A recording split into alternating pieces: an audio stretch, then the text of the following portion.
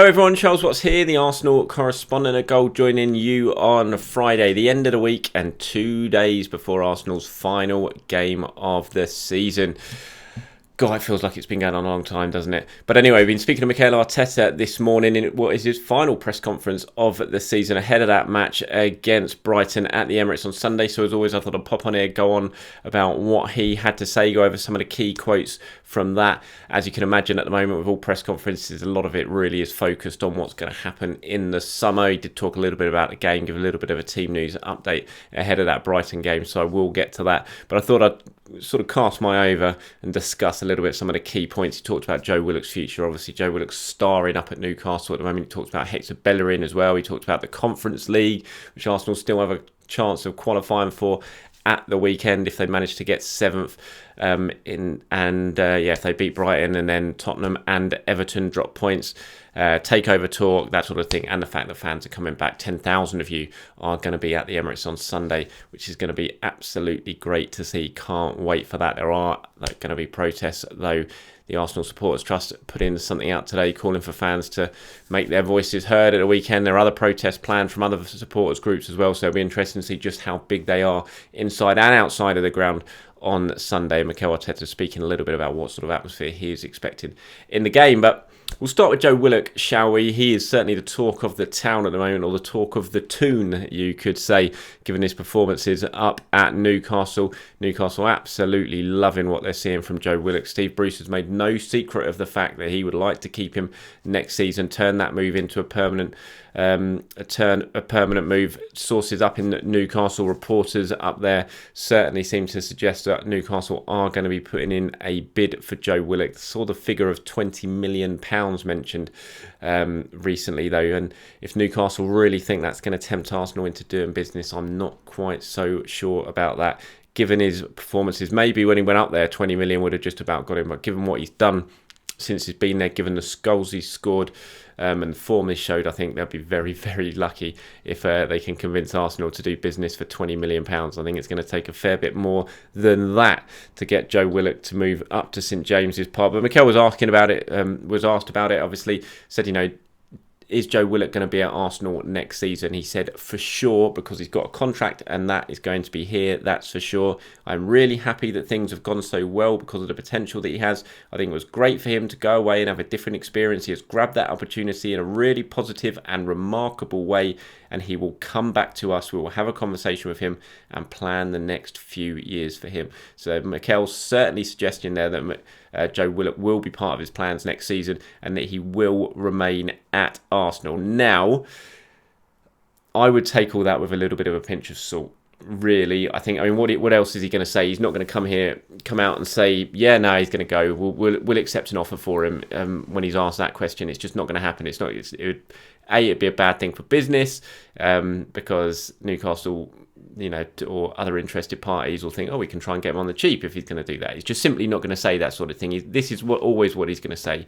You have to take what managers say when it comes to transfers with a pinch of salt, because they've got to put the business first. So just because he said this, I wouldn't say that is absolutely nailed on that Joe Willock will be an Arsenal player next season. Like I said, I'm expecting bids to come in for him this summer, maybe potentially not just from Newcastle as well, because you would think that his form has certainly caught the eye of other Premier League clubs this summer. And so it might not just be Newcastle in the run-in for him. So I think Mikel's always going to sort of flat bat it away a little bit and say he's going to be here. He talks about the contract, as he's been saying recently about another thing. He talks about it with Hector Bellerin as well. He seems to be a little theme with Mikel in the last few press conferences. He's talking about players who have contracts still being at Arsenal next season. Again, I'd take all that with a pinch of salt, because there's a few players with contracts at Arsenal that I would not suggest will be at Arsenal next season. So interesting what he's got to say about Joe Willock. Certainly he seems very adamant in his quotes, but again, I would take it maybe with a pinch of salt. I think just because he's said that, I don't think it's necessarily absolutely certain that Joe Willock will be at Arsenal next season. I think bids will come in, and then it will just be down to Arsenal if they think the bids are enough, and if they are, whether Joe Willock wants to go. So I think this one is going to run and run. I don't think people up in Newcastle will be too disheartened by what Mikel Arteta has had to say today, and they will continue as planned to try and put plans in place to get Joe Willock to move to St James's Park on a permanent basis once the season comes to an end after this weekend. Okay, a little bit on Hector Bellerin. He didn't say too much on it, but he was asked about his future. He kind of shied away from it a little bit, but just said, look, Hector is not fit for Sunday, so he will not be playing the last time. Like everybody that has a contract, he remains here. Again, people will look at that and think, oh, Hector's definitely staying next season. I wouldn't go that far. I think there's certainly conversations to be had with Hector Bellerin this summer. The suggestion is from pretty much everyone you talk to that everyone is in agreement that they kind of feel like this might well be Hector Bellerin's last season at Arsenal. Again, it depends on a few things though. You know, what interested clubs are they? Will they interest Bellerin? Will the bid be enough to tempt Arsenal into doing business? Now, we know Hector nearly went last summer. It didn't happen. Mikel Arteta spoke with him. They had talks. Arteta has admitted this already previously, and those talks, it was decided he'd stay for another year. It hasn't quite worked out for Hector this season. He's been in and out of the team. Certainly the signs are now, you've seen with the team selection, the fact that Callum Chambers is playing ahead of him at the moment. Cedric has done at times as well, that Mikel is now kind of looking beyond Hector when it comes to the right back, and Arsenal certainly will be looking at the right backs in terms of bringing in someone this summer to play over there. So I think just because he said that about his contract, similar to what I was saying about Joe Willock, I'd take it all with a pinch of salt, and I still wouldn't be at all surprised if Arsenal begin next season and Hector Bellerin is not part of the squad. Okay, let's talk about the Europa Conference League, shall we? It's hard to even say that without smiling, given as I said yesterday, I don't see how it can be a positive for Arsenal being in this competition. I just think it's going to be a distraction, an unnecessary distraction. Yes, it will give some players the opportunity to get some minutes, which is good. But really, I just don't see what the reward is of it. There's just barely any reward, really. There's not going to be much money available in terms of the prize pot. When you think the money available for the Europa League is pretty slim, you think, well, this is going to be available. It's going to be even slimmer. The teams they're going to be playing, it's not going to be very competitive for Arsenal. I can't imagine they'll play the first team anyway, so it'd just be a case of giving the kids a chance. But it will still be a distraction because Mikel Arteta will still need to prepare for it. The coaching staff will still need to prepare for it. And you kind of feel like it'd be better served for Arsenal if they can just focus on the Premier League next season. Yes, Europa League would have been good. They're not in it. I'm not sure about the Conference League. But this is what Mikel Arteta had to say when he was asked about it. He said it's a new competition, so I don't really know what will happen. First of all, let's try to finish as high as possible, and then after that, we will determine, once we are involved, what the best way to do it is. He then talked a little bit more about European football, and he ended with saying, but this club has to be in Europe. So he certainly seems to suggest there that if it's a case of Conference League or nothing, he would take Conference League just because Arsenal need to be in Europe. I'm still not sure. I think, yes, Arsenal are a club that belong in Europe. We know that. They should be in Europe. It's what the club has been built upon. But are you going to get any prestige about being in the Conference League? Are you going to attract any players because you're in the Conference League? I just don't think you are. And so, really, what's the point? Wouldn't it be better just to focus on the Premier League week in, week out? You've got less games to prepare for, less chance of players getting injured, that sort of thing. So other than the fact it will give younger players and squad players an opportunity to get some minutes, I just really don't see the positives from being in that competition. But Mikel Arteta there certainly seems to be hinting that he would prefer to be in it rather than not. But we'll have to wait and see what happens on Sunday. Arsenal going into that 9th in the table. Obviously, you've got to finish 7th to get in the Conference League, which means that both Spurs and Everton have to drop points and Arsenal need to win. And Spurs play Leicester, Everton play Manchester City, Arsenal obviously at home to Brighton. So on that, when you look at the paper, when it comes to the fixtures, Arsenal perhaps are favourites to finish 7th. So we'll see what Sunday throws up on us.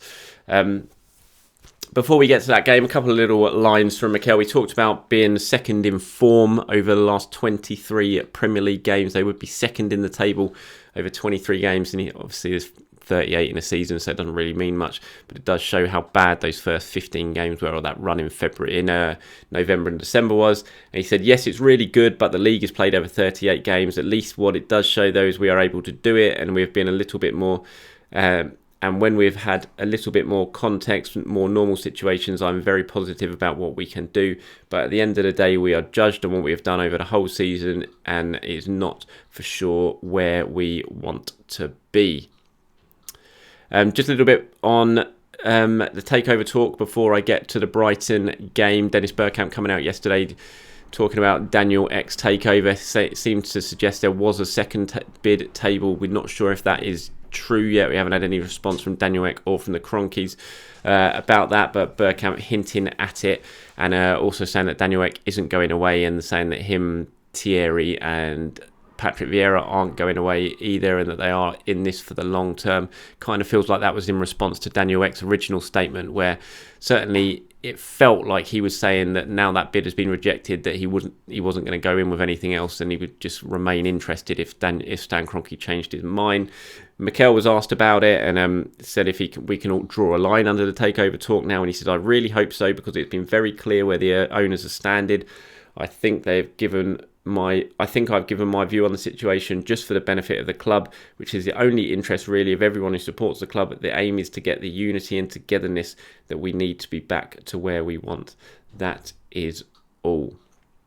Okay, Arsenal versus Brighton. Let's turn our attentions to that a little bit before we finish this video. 10,000 of you going to be in the game, in the stadium, which is fantastic. Like I said, I can't wait to see that.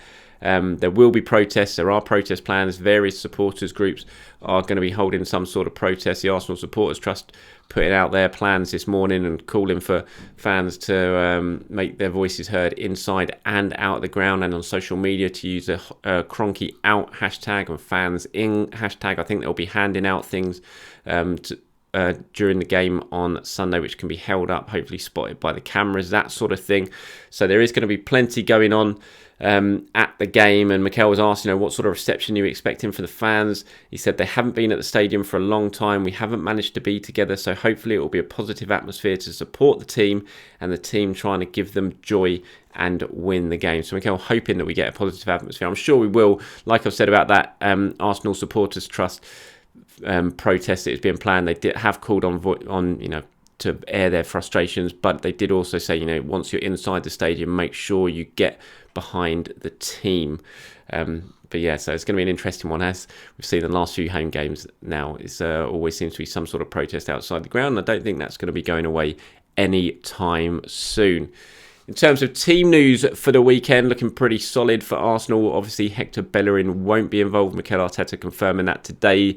David Luiz is a major doubt with that hamstring issue that he's been struggling with. I highly doubt that he'll be involved. I'm sure he'll be there to say goodbye for his final home game, but I doubt he'll be involved. The rest of the team should be okay. Granit Xhaka obviously coming on in the second half against Crystal Palace in midweek, so that was a boost for Arsenal. So I think it's going to be a very strong team. Mikel was asked, are you going to make changes for this one, or are you going to be tempted to play players just so they can say goodbye? People like Lacazette, maybe, if this is going to be his last game, that sort of thing. And he said the selection is just the best possible selection to win the game. What is going to happen afterwards is part of the future, and what we have to try and control is what happens on the day, which is absolutely the right thing to do. I don't think you can play players just for the sake of it, just because they might be leaving. It's a case of trying to win the football match. That's why I'm not sure a lot of you have been calling for Miguel Aziz to be involved or following Balogun to be involved. I just don't really think that's going to be the case. I still think that he'll go as strong as he possibly can, like he did against Crystal Palace in midweek, and try and get the victory and end the season on the high. Arsenal obviously haven't won 4 games in a row at the moment in the Premier League. I think that's the first time they've done that under Mikel Arteta, and if they can get the win on Sunday and make it 5 in a row, that certainly take a little bit of momentum into the summer, which you never know, might make a bit of a difference when it comes to starting next season. Alright, that's it from me. Thank you very much for watching today's video, everyone. Please do enjoy the rest of your day, your weekend, and I will try and get back on and at least do one more video before the game on Sunday, whether that be tomorrow morning or Sunday morning, I'm not so sure. But until then, everyone, have a very good day, and make sure you keep checking my social media and goal.com for all your very latest Arsenal news.